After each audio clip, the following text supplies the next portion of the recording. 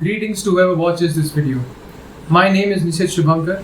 I'm a second year BSc Economics student in Guru Jambeshwar University of Science and Technology, and today I'll be conducting a postmortem of politics. Politics as we know it is dead, and I'm here to give you the autopsy report. So without any further ado, let's just start from the very beginning.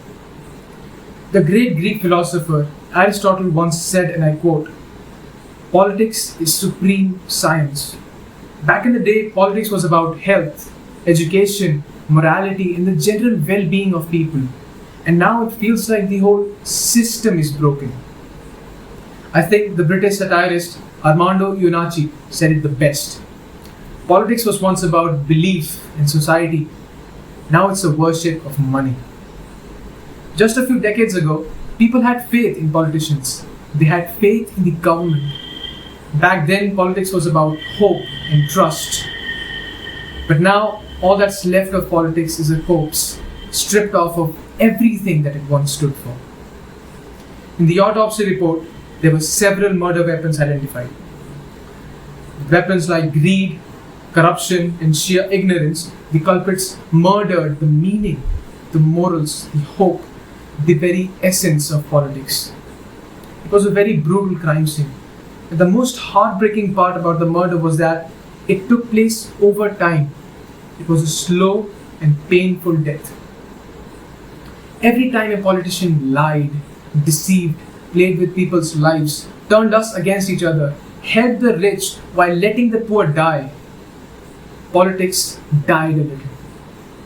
After years and years of lies, fraud, deception, and corruption, politics just eventually dropped dead. Now we move to the motive behind the murder. The motive would not surprise anyone. It just could not have been more obvious. Yes, you guessed it. It was money. Today, money is the root of all politics. Did you know that corruption costs developing countries around $1.26 trillion every single year? Politics is no longer concerned with the welfare of people. It's downright business, serious business. Abraham Lincoln once said, and I quote, "Nearly all men can stand adversity, but if you want to test a man's character, give him power." And in today's world, most of us would break character as soon as we have some power.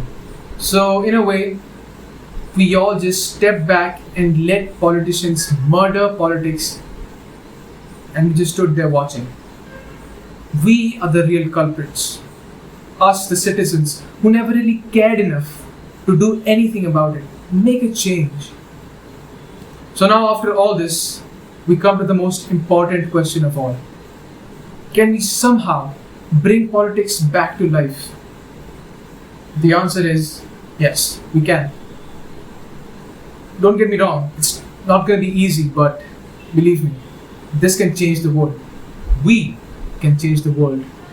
And politicians are nothing without us. We have to make them understand that. We have to demand for more capable and qualified ministers, demand for people who actually care, stand up for people who cannot step up from themselves, and above all, believe in humanity. Together, we can change the state of politics for good. Thank you so much for listening. I hope you have a wonderful day ahead. Thank you.